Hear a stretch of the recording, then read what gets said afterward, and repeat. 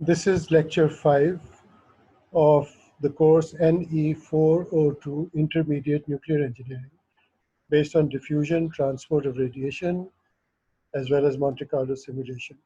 It's a full 15-week full semester course based on 45 lectures, each 40 minutes.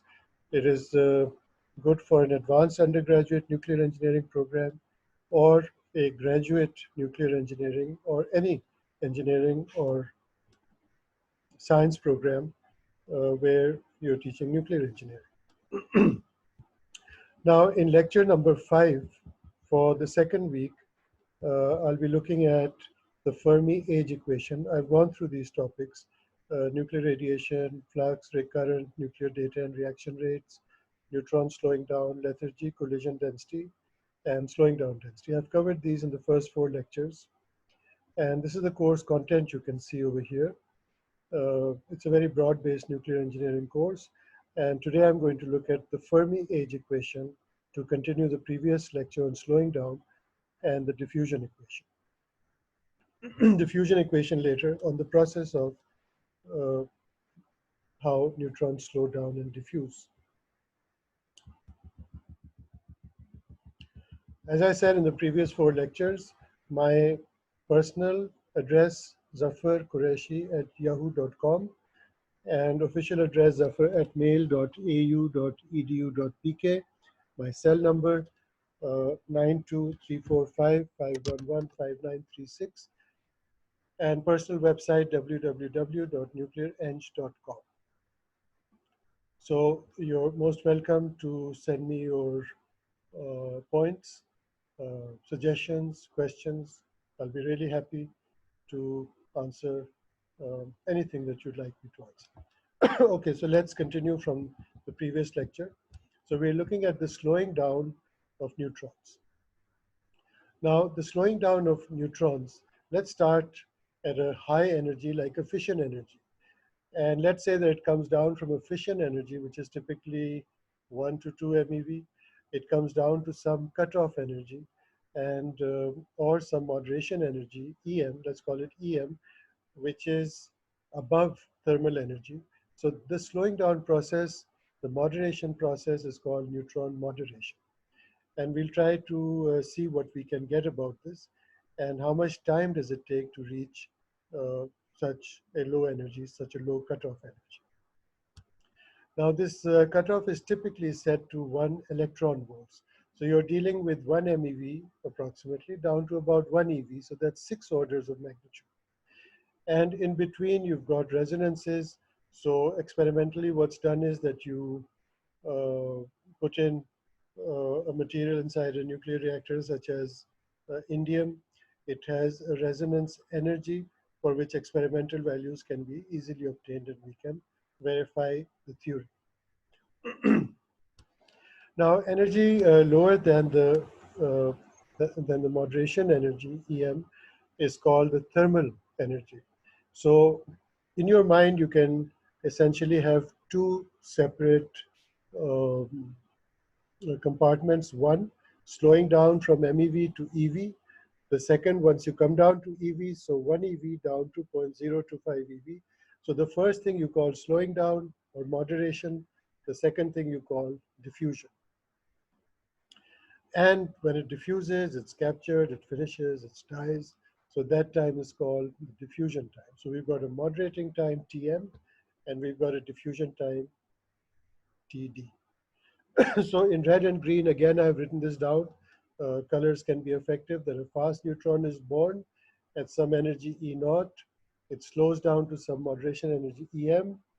Then it further diffuses. It becomes a thermal neutron. So here it's a fast neutron. And here his name is a thermal neutron. And he carries on diffusing inside the medium until it's captured or it leaks out of the boundaries. The moderating time is easily found from Enrico Fermi's age theory. Now, this age theory, Enrico Fermi, I think his brilliance, his simplicity was that he made simple assumptions. So he assumed that every neutron behaves like an average neutron. In other words, it gains an average amount of lethargy per collision. He also assumed that Fick's law is valid for all energies. Of course, that's a poor assumption, especially for hydrogenous media. Now, he carried out his analysis further. He said that the number of collisions is a continuous variable, and he used the average lethargy increase per collision from source energy down to some cutoff moderation energy to find the number of collisions which took place. So N is how much you lose, divide by how much you lose per collision, and it gives you the number of collisions that have taken place. So if you put the things together, which we did in the previous, where we calculated the average lethargy increase per collision, then you get that the number of collisions is dE over E, and in the denominator you've got a squiggle bar, which means that you can do it for mixtures or whatever you've got. Now, I think it's very important for you not just to look at equations and symbols, but to go to MATLAB to put some numbers in there. So I've given you a little exercise that estimate the number of collisions a neutron undergoes when it collides with hydrogen, carbon, iron, uranium-238. So these are the extremes of the periodic table, the lightest, the heaviest, and things in between. Now, carbon is so important for us in nuclear engineering. We call it graphite. And graphite is used a lot as a moderator. We use iron a lot, steel. So steel is a structural uh, material, and vessels are pressure vessels, containment vessels. A lot of steel is used in engineering, in industry. Hydrogen, so good because alpha is 0. You can bring down a neutron from a high energy to a very low energy. You can thermalize it. Why do you want to thermalize it? Have you thought? This is what we did in the first 2-3 lectures. Well, why do you want to? Why is hydrogen so important? Because a neutron can be thermalized so easily. And let's see how easily can a neutron be thermalized. Why do you want to thermalize a neutron? Well, because the fission cross-section is very high at low energies.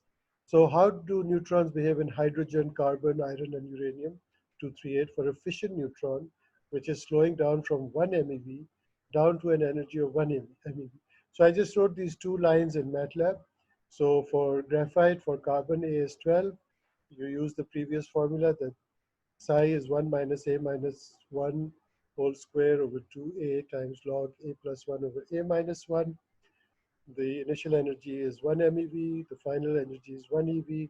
The number of collisions is this. So that's the answer you get for graphite. So look at this. So in a single collision with graphite, a neutron gains a lethargy of 0.1578. Does lethargy have has any unit? No, it doesn't. It's the natural log of E naught over E. So U is, so E is, yeah. So E is E naught e to the minus U. So if you take the logs on both sides, so U is the natural log of E naught over E. So E naught is always greater than E, so net lethargy is always going to be a positive number. Now, it takes about 92 collisions for a neutron in graphite to come down from 1 MeV to 1 eV. So this is the first time that you are seeing a number uh, to give you some idea of how many collisions take place to come down from a high energy, a fast energy, to a slow energy. It's 92 collisions. Now in hydrogen, it's about 15 collisions. In graphite, as I said, 92 collisions. In iron, 404 collisions. In U238, 1731 collisions. So how difficult is it? So would you like to slow neutrons by putting them in U238? I don't think so. This is how you try to, so you try to use water. So, and yes, water is such a good moderator in nuclear reactors, precisely for this reason. So from this exercise, you get an estimate for the number of collisions. So you'd say that in U238, it took 1730 collisions. So U238 is a very bad material to thermalize a fast neutron, okay? So that's the engineering deduction. Now let's go to Enrico Fermi. Enrico Fermi's continuous slowing down model. It's called the continuous slowing down model. Now here an average behavior, like I told you, is assumed for neutrons, for each neutron undergoing collisions. So what Fermi did was he wrote a continuity equation for neutrons crossing boundaries of a lethargy interval. And remember I told you what's that? That's a slowing down density, Q. So he wrote a continuity equation and he used Fick's law. Fick's law is Fourier's law also. It's called Fick's law and it's called Fourier's law. The effect is directly proportional to the negative of the gradient of the scalar cause. So there's a cause and there's an effect. So he said that the slowing down at a position R. Now you see, we're not talking of an infinite medium. We're talking of a realistic room. So the slowing down density below a certain lethargy U, well, I should say below a certain energy E or above a certain lethargy U, is the collision density in some U prime, which extends from U minus side all the way up to U. And if you do that, use Fick's law over here. So the Fermi Age Equation he showed is del square Q is dq by d tau. So there's something new over here, tau. It's not time. So, but it looks like a time-dependent diffusion equation, doesn't it? So you've seen this before, but you haven't seen it here. You've seen in the time diffusion, you've seen in the time dependence of concentration, for example, of petrol or perfume. If you put it in a room, so the petrol or perfume would diffuse into the room. And if you're sitting far away from it, then after a certain while, it reaches your nose and you start smelling the perfume or the petrol. This is that equation. But here it's for the slowing down density Q, and it's called the Fermi Age Equation. Now what is tau? Tau is a contribution by Fermi. He called it the neutron age. Now age means time, right? My age is so many years, your age is so many years. But this is not an age in that sense. It's got units of centimeters squared, it's got units of area. And from this derivation, it's defined as the diffusion coefficient, d, which comes out of Fick's law, as a function of lethargy divided by psi sigma su du. So this is the neutron age tau.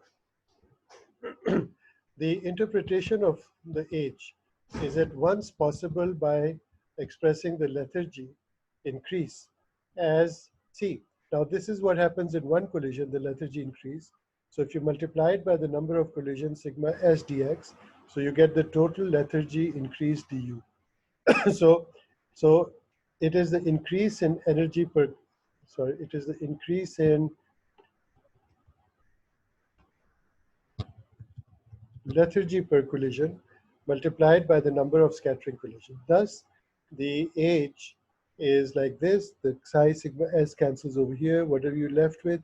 You're left with, if I take out an average value of the diffusion coefficient, I'm left with the integral of dx extending from a lethargy of 0, meaning a source neutron, down to u. And let's say that it's a measure of the distance that you travel, which results in an increase in a lethargy from 0 to u. Now, what does this mean? It means that it is a measure. It means that age is a measure of how much area is covered. Area, I say area, because like a candle, light goes in all directions. So it diffuses, light diffuses. So tau is d bar lu, and this is the where lu is the distance. It's a measure of the movement which results in a lethargy increase from 0 to u. Such a powerful concept. Now, that was called the Fermi Age Equation for the slowing down density. It's an equation, so you can solve it. It's got boundary conditions, the source condition. The source condition is for fresh neutrons, which have zero age, which are just born. And which are those neutrons? Obviously, the source neutron. So that's the source condition. What are the other two conditions? Well, they've got to be the flux and the current conditions. Now, remember I told you flux takes place in a volume element. So flux is related to the slowing down density through Fick's law. And current is related to the flux through Fick's law. So the flux continuity and current continuity translate into the continuity of the slowing down density, and that's what you apply across an interface, and you solve it. Now, there are a number of possible configurations for which you can solve Fermi's age equation. So let's look at a very simple one because I'm trying to get you to a concept. Now, a very simple elementary idealization is a plane source in an infinite slab. So plane means a line in 3D. Okay, a plane is a is a surface. It's a wall.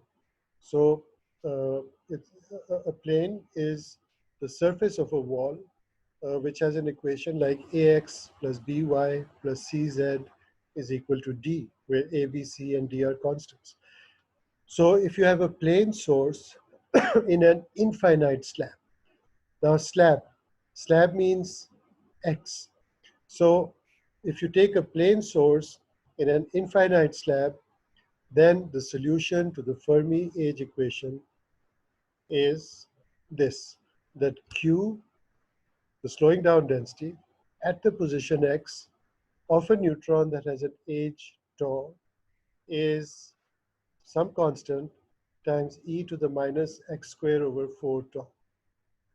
Now, I often wondered as a student when I first read this, it was Professor Mike Williams at Queen Mary College from whom I first uh, learned this.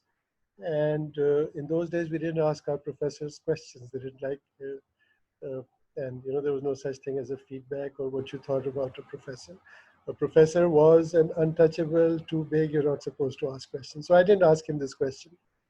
But what I wanted to ask as a student was that this looks like the time-dependent diffusion equation. And if I had asked him this, which you can ask me, I would say, yes, it is. Because it's an exponential going down, dropping very rapidly, e to the minus x squared with a scaling factor 4 tau. And here the same 4 tau appears in this form. So this is the slowing down density. Now this is really good. So which means that I can stand somewhere near a source, a plane source in an infinite slab. I can put my hand over there and I can start counting the number of neutrons which are slowing down, which have attained a certain age. Now, age is still not something which we've understood in this lecture so far, except that I've told you it's a measure. It's a measure of the movement. It's not time, it's got units of centimeters squared. But here is an expression for the slowing down density. Now I want you to make a picture of neutrons moving outwards from a source in the form of a normal Gaussian distribution, a Gaussian distribution. You know what a Gaussian distribution looks like? It comes down. So what I've done is I've made a little picture for you. This is a normal distribution. So something with an age 0, what was it? It's a delta function. And what is a delta function? The Kronecker delta function. A delta function is a Gaussian which has 0 width, which means it's on the y-axis.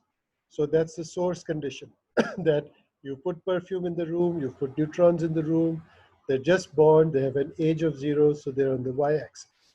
But after some time, they've started diffusing. So look at what happens when a neutron reaches the age tau 1. It's moved to some distance here and some distance here. And tau is a measure of that movement. After a little while, when it's moved a little bit more, to when it has reached the age tau 2, then the Maxwellian, the Gaussian, the normal distribution has become a little bit wider, which means that it's extended further away into the room, further away from the source, when it was born as a source neutron, which means that its age has increased. Now, when it becomes older, then now my picture is not very good. This should have been symmetric about the y-axis.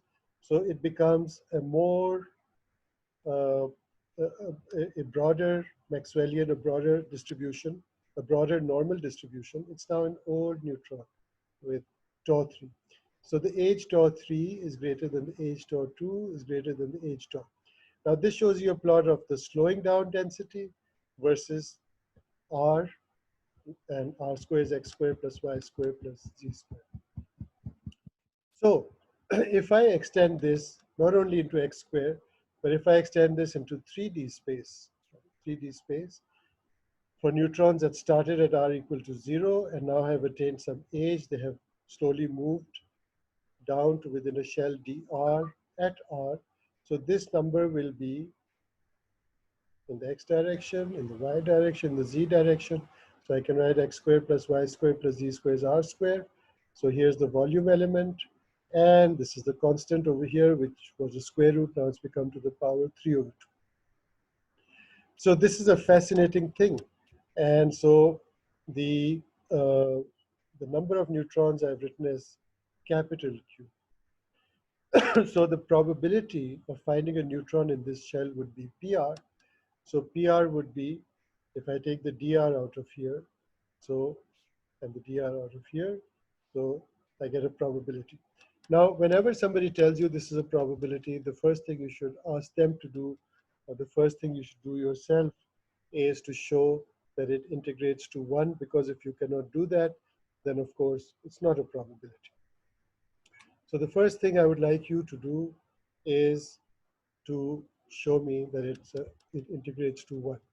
Well, I did that for you, so because I've not have been satisfied myself, so I wrote this probability like this, and I looked at this integral, and this integral comes out to be, the 4's cancel out, tau times square root of 4 pi tau. So the total probability, if I look at the whole of space from r equal to 0 to infinity, well, it does come out to 1, so I'm really happy about that. Okay? So I'm really happy about that.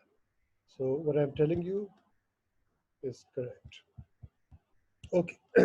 Now, once we've got the probability, what do? We look for the second moment, because we want to know what is the age. So the second moment of anything, any distribution function, is its variance. It's a measure of its spread. And that's precisely what the age of neutrons is. It's a spread. So the second moment is the r squared times PR. Now the PR already has an r squared. So this integral becomes r to the 4. This becomes 4 pi r to the 4 times all this. When you integrate this, then, and that's the average value of r squared by definition, and it comes out to be 6 tau. Isn't that beautiful? So I now have a result that tau is 1/6 of the spread of neutrons of age tau, which started off as fresh neutrons from a source where the age was 0. Now that's beautiful. That shows you neutrons slowing down. So the neutron age is a measure of how far a neutron travels, or what its age becomes in going from a high energy neutron to a lower energy neutron. Okay. Again, this is such an important picture, which I've got for you over here, that it's a normal distribution. It makes sense. This is how perfume diffuses in a room. This is how petrol diffuses in a room. And this is exactly how neutrons diffuse from high energies to moderating energies. Okay. Now let's convert that into practical something. You're an engineer. You want to design something. You want to tell somebody it's 2 meters wide, 3 meters high. It's a cylinder surrounded by this, and up is that material, and down is that material. So So what can you say from the neutron age? What good is it? Well, first of all, it gave you a concept. Now, in measurements, so what a scientist gave us that, an engineer went to the lab, we tried to measure it. He or she tried to measure it. And I told you that they took a sheet of a little foil of cadmium. Cadmium captures everything at 1.45 eV. So it bombarded this cadmium strip with a flux of fission neutrons, which had such a high energy of millions of electron volts, captured it in cadmium to its resonance, and measured the time taken and how far the distance was, and measured the slowing down density and said, is it correct? Is the Fermi Age Equation correct? Does it give you a proper prediction of what things are? So when they measured this for water, they found that the age is approximately 26 centimeters squared. When they measured it for graphite, then they found the neutron age was 311 centimeters squared, but from this energy to this energy. So so it depends on what your starting energy is and what you're capturing on. So this can give you the neutron age. Now, what does 26 centimeters squared mean? What does 311 centimeters squared mean? Let's look at it. Well, this is what it means. That, let's make a picture. So let's say the blue picture represents a neutron of 1 MeV in water. Now, it started off its life in this direction. It collided with a water molecule. It lost some energy. It came here. It came here. It came here. It came here. It came here. It came down to EV. Now, its journey from MEV to EV, all these collisions, took it through a cross-sectional area 26 centimeters square. Now, if I take the square root of that, then I'll get centimeters. So what if I tell you that it traveled roughly 5 centimeters from the source? So make a picture in your mind of a jug of water or a bigger bucket of water, and you put a neutron source in there. And if the bucket of water is 20 centimeter uh, radius, then between 0 and 20 centimeter, it must have gone through 5 of these neutron ages, right? And how much time did it take? Now, I'll just show you how we can estimate the time from the Fermi Age Equation. So in water, it goes like that. Now, what about graphite? So in graphite, the same fission neutron MEV, the red path, it went here, it collided with the graphite carbon atom, went here, here, here, here, here, kept losing energy. Of course, the alpha is a little bit higher than it was for hydrogen. It goes here, and all the way here, it becomes an EV neutron. So see, this distance is much bigger than this distance. So if you want to think of it this way, so this is about 5 centimeters. And what's the square root of 300? So it's about 17. So let's say it's 17 centimeters. So 5, 17. So what does it tell you? About 3 times. So as an engineer, what I say is that slowing down or neutron age is about 3 times more in graphite than it is in water. So if you ask me to design a nuclear reactor, so I already know what kind of dimensions to use, okay? So I can tell you how much distance it's going to be for me to come down to some good energy if I want a thermal reactor. Now, I haven't told you that it's going to take 1 hour. Is it going to take you a second, a millisecond, a microsecond, a nanosecond? So how much time will it take? Do I have to keep waiting till tomorrow for a 1 MeV neutron to become a 1 EV neutron? So this work of Fermi's, as with many of his other numerous contributions, you can go through Fermi's works. You'll be fascinated with him, a genius of his times, died at the age of 52. Started, he was an Italian, started from university in Pisa. Then he went to the Manhattan Project in America. And in the first nuclear weapon test, it said, I remember that as a student, I think my professor, Professor William, probably, if I'm not mistaken. He said he was an outstanding person, Fermi. He put an envelope over there, and from the the force that he felt on the envelope, he said, oh, this is a 20 kiloton nuclear weapon. So that was his genius. He tied day-to-day life with such difficult things. And and what you just learned, the Fermi Age Equation, is one of those contributions of his. So this shows a treatment which I will carry forward, and we all do this when we learn uh, how to design nuclear reactors, from starting from very simple two-group theory, two-energy group theory.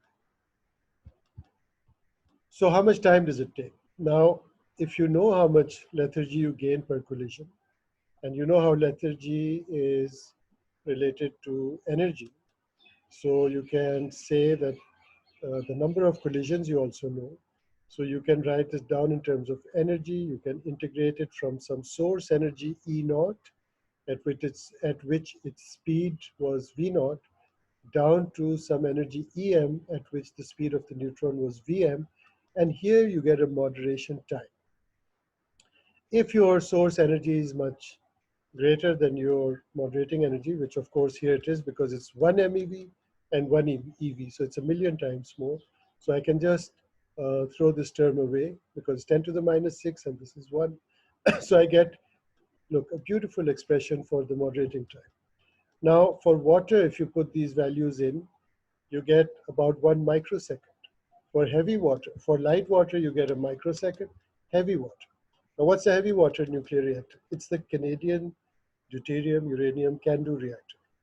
So a light water reactor has a moderating time of 1 microsecond, whereas a heavy water reactor using deuterium, D2O water, heavy water, has a moderating time about 8 times that. And beryllium, which is used as a reflector, has a moderating time of 9.3 microseconds. Graphite has about 23 microseconds. So look again at this picture. So I don't have to wait till tomorrow. I have to wait microseconds, and I don't even know how small a microsecond is. I can't feel a microsecond. So neutrons are really fast. So a 1 million electron volt neutron slows down to a 1 electron volt neutron by traveling an area of about a spread of 26 centimeters squared. It does all that in 1 microsecond. And in graphite, it takes 20 times, 23 times more time than that in water, and it travels a much greater distance. So this is what I wanted to tell you about the slowing down process.